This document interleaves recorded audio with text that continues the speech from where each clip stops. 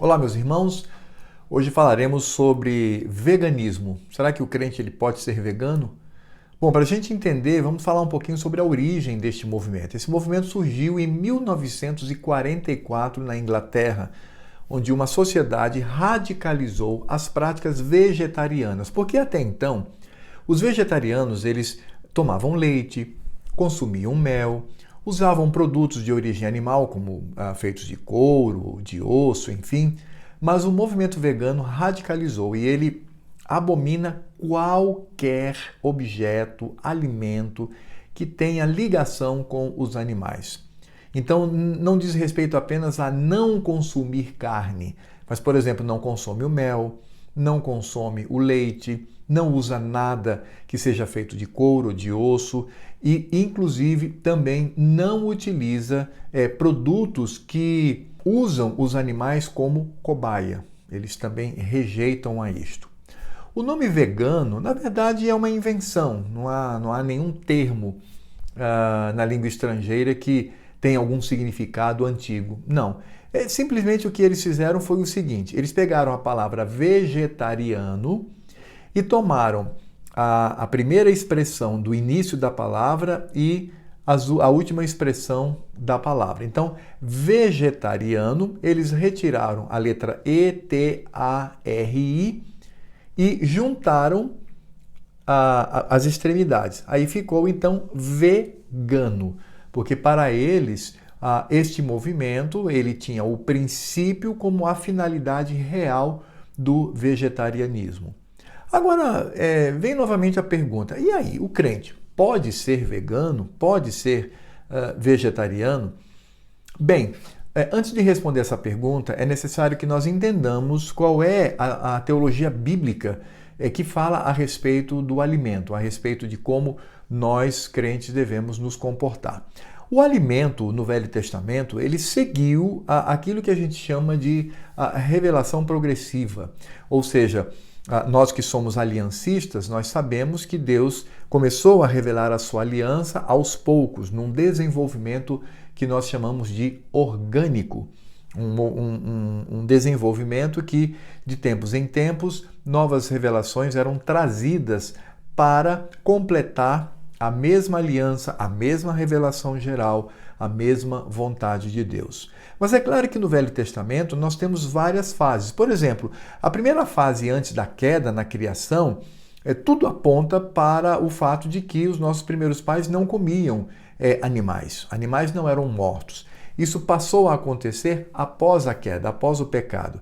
E isso foi consolidado em Noé. Lá no capítulo 9 de Gênesis, versos 3 e 4, Deus fala com toda clareza dizendo: olha, todos os animais estão aí e você pode comer. E é isso mesmo. O que nós entendemos em Gênesis capítulo 9, verso 3 é que o povo de Deus podia comer qualquer tipo de animal.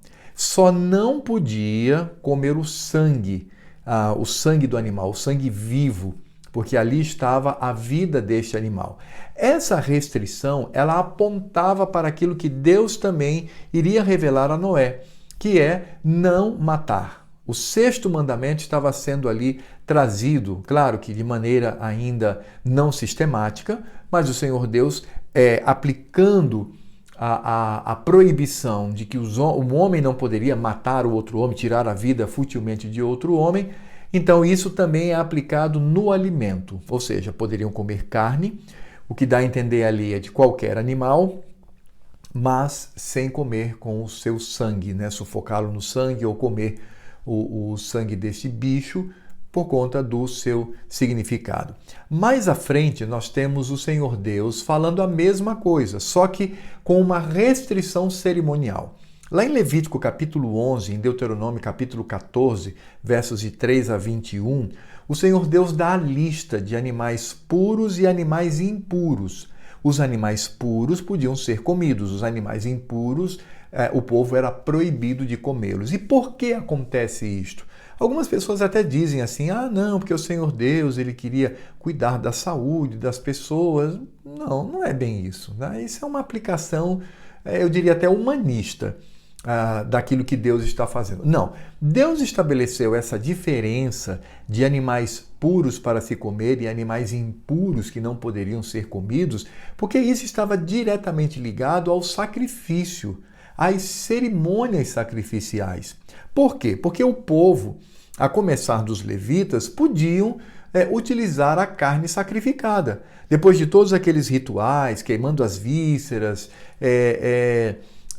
esfolando o animal e queimando as partes que deveriam ser colocadas sobre o altar, sobrava uma boa quantidade. E essa carne era consumida. Então, nenhum animal impuro podia ser oferecido ao Senhor Deus. Nenhum animal impuro poderia ser sacrificado. Então, o comer carne, neste momento, está associado, Moisés trazendo a lei do Senhor, está associado à pureza do culto, à pureza do sacrifício. O fato das pessoas ingerirem apenas animais puros, por conta da ligação com o sacrifício, apontava para quem? Para Cristo, o puro, o sem mácula, que iria morrer em nosso lugar. Inclusive, o próprio Cristo, ele oferece a sua carne e o seu sangue para que comamos, claro que de maneira simbólica, na ceia. E a própria salvação, ela também é trazida dessa forma. Portanto, quando nós encontramos Levítico capítulo 11 e Deuteronômio capítulo 14, o que encontramos ali, na verdade, são tipos de Cristo. Por isso, Deus estabelece animais puros que deveriam ser usados no sacrifício e poderiam ser ingeridos, e animais impuros que não poderiam ser oferecidos em sacrifício e, consequentemente, não poderiam ser ingeridos pelo povo do Senhor, pela igreja de Cristo. Interessante que lá em Atos, nós vamos encontrar também um cuidado da igreja quando se reúne ali o concílio e decide que poderia se comer carne de animal, sem problema. Só não podia comer animal sufocado no seu sangue ou comer com o sangue. Por que isto? Para não chocar os judeus. Essa decisão ali foi uma decisão para apoiar os crentes judeus que poderiam, obviamente, ter a sua mente golpeada com relação a esta prática.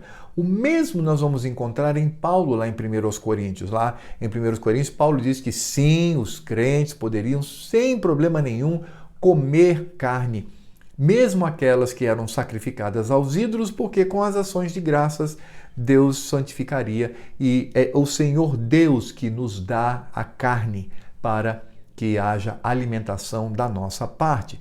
Ali, então, quando Paulo diz que se uma pessoa come só legumes, ela tem a sua consciência enfraquecida, aí então, por amor, o mesmo que acontece lá em Atos, por amor a estes irmãos, Paulo diz, então não coma carne. Não que seja proibido, mas por amor a esta pessoa.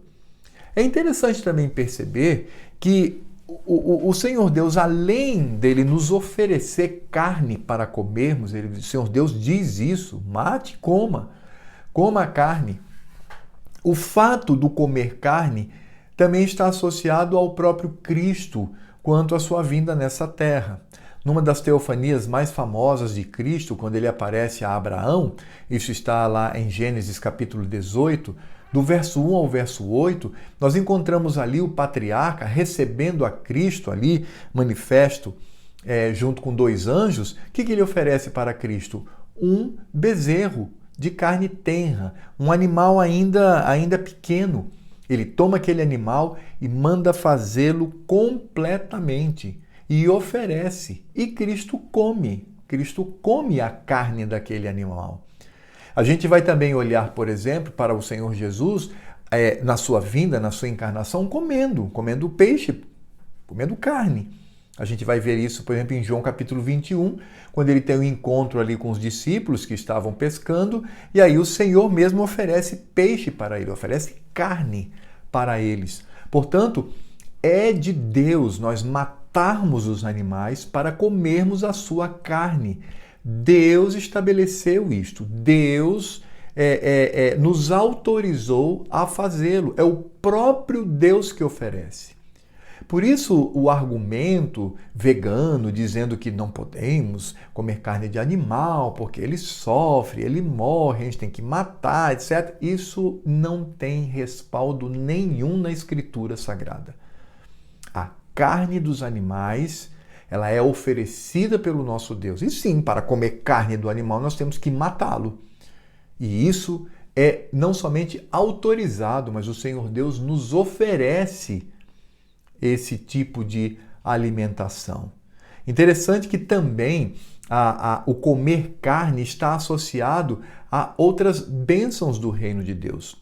Por exemplo, quando a gente vai lá para Pedro, lá em Atos capítulo 10, de 9 a 16, quando ele vai ter ali o primeiro contato com os gentios, o Senhor Deus mostra que ele, como judeu, deveria sim se misturar com os gentios, não considerá-los imundos. E qual é a figura que o Senhor Deus utiliza?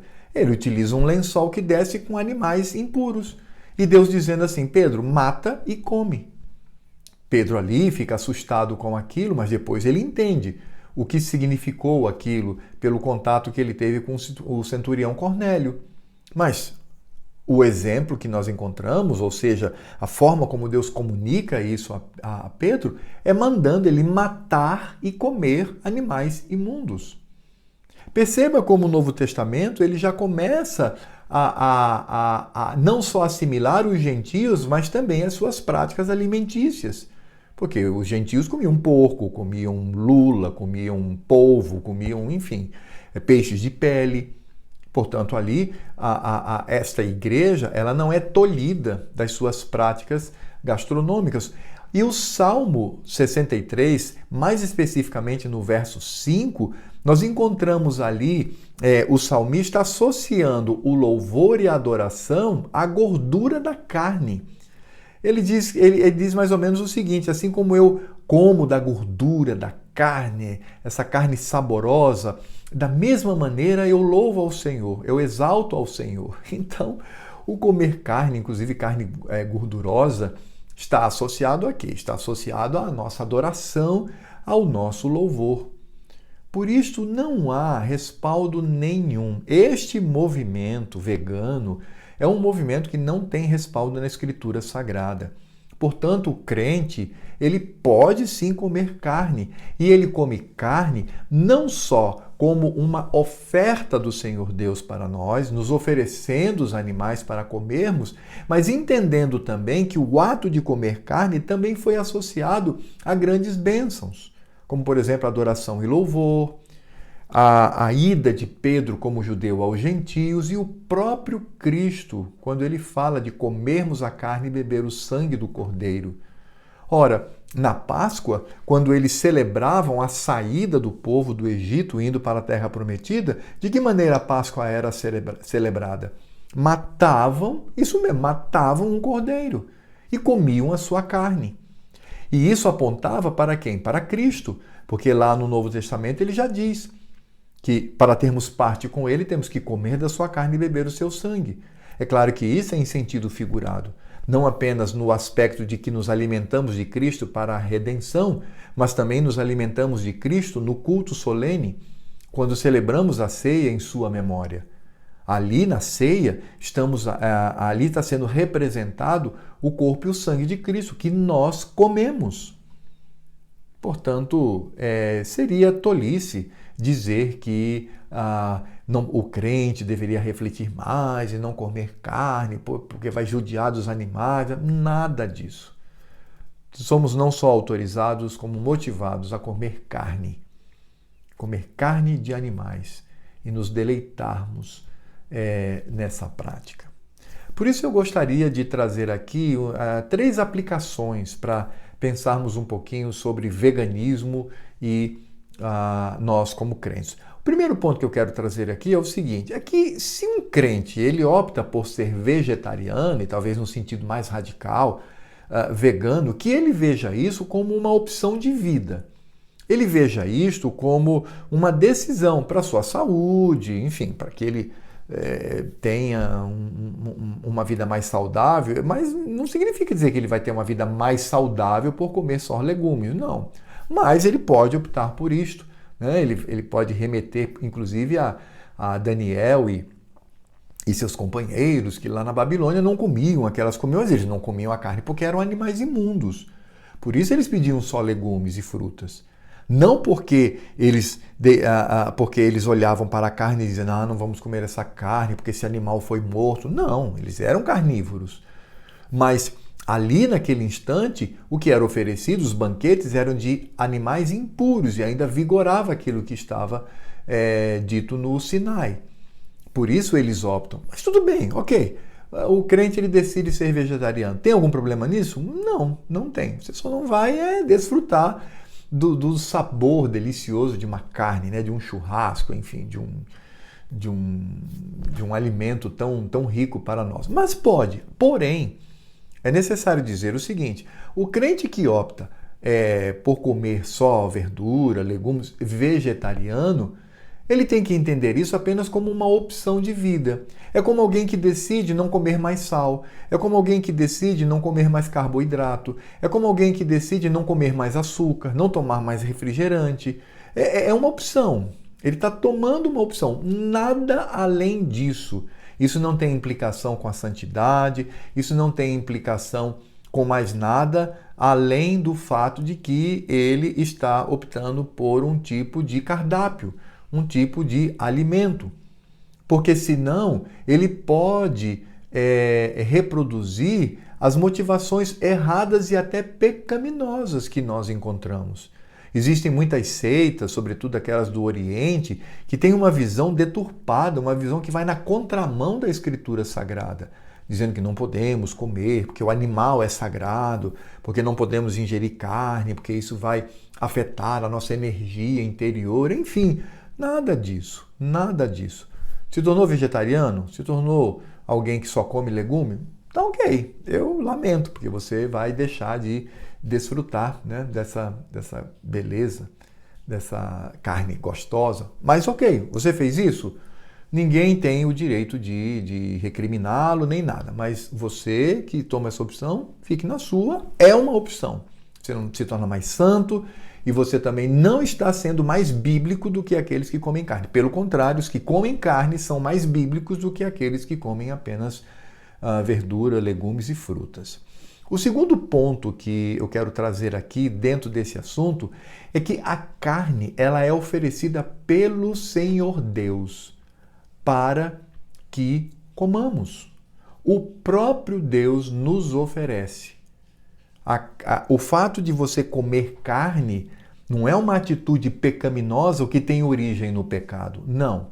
É claro que ela tem origem neste sofrimento da criação. Claro, está ligado a isso, mas isso é no cômputo geral. Até quando nós cortamos uma árvore, quando nós limpamos um terreno, a criação está gemendo. Mas isso não significa dizer que a atitude que eu tenho é uma atitude pecaminosa.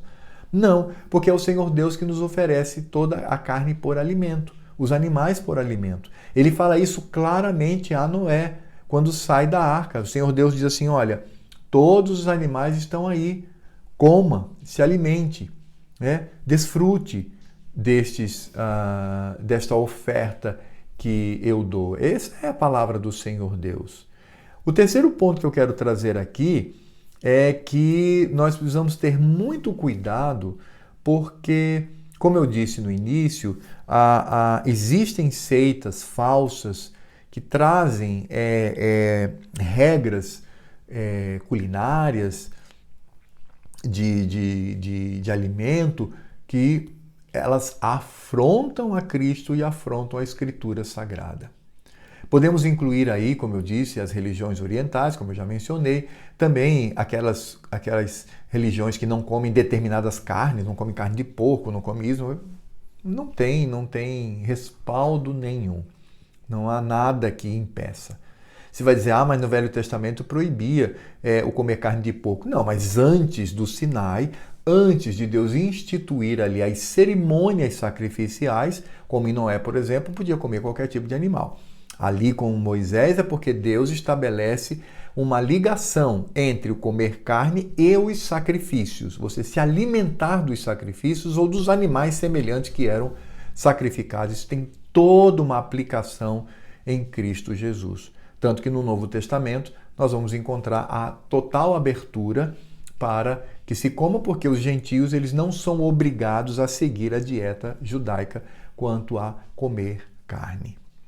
Então é nesse sentido. E aí eu concluo dizendo o seguinte: tudo que nós fazemos deve ser para a glória de Deus e para a exaltação do nome de Cristo. Você deixou de comer carne? Faça isso para a glória de Deus.